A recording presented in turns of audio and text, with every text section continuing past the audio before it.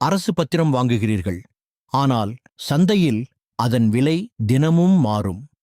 அது மாறும்போது உங்கள் உண்மையான வருமானமும் மாறும். அந்த உண்மையான வருமான சதவீதத்திற்குத்தான் பேர் பத்திர வருமான விகிதம்.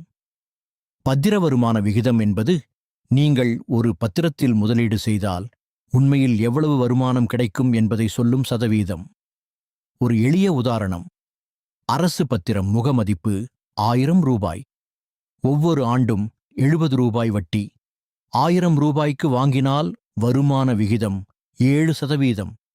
ஆனால் சந்தையில் அந்த பத்திரம் 800 ரூபாய்க்கு இறங்கினால், 800 ரூபாய் செலவழித்து வாங்கினால் வருமான விகிதம் 8%த்திற்கு மேல் ஆகிவிடும். பத்திர விலை குறையும்போது வருமான விகிதம் ஏறும். விலை ஏறும்போது வருமான விகிதம் குறையும். வருமான விகிதம் ஏறும்போது முதலீட்டாளர்கள் அரசை நம்பவில்லை என்று அர்த்தம். பொருளாதாரம் நல்லா இருக்கும்போது வருமான விகிதம் குறையும். ஆபத்தான நேரங்களில் ஏறும்.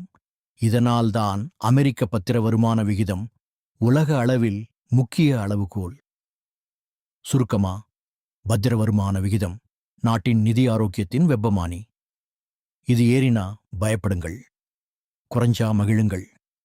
நீங்க என்ன நினைக்கிறீங்க? இப்போ பத்திர வருமான விகிதம் உயரணுமா குறையணுமா?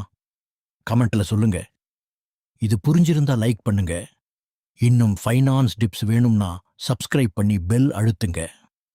Stay financially smart.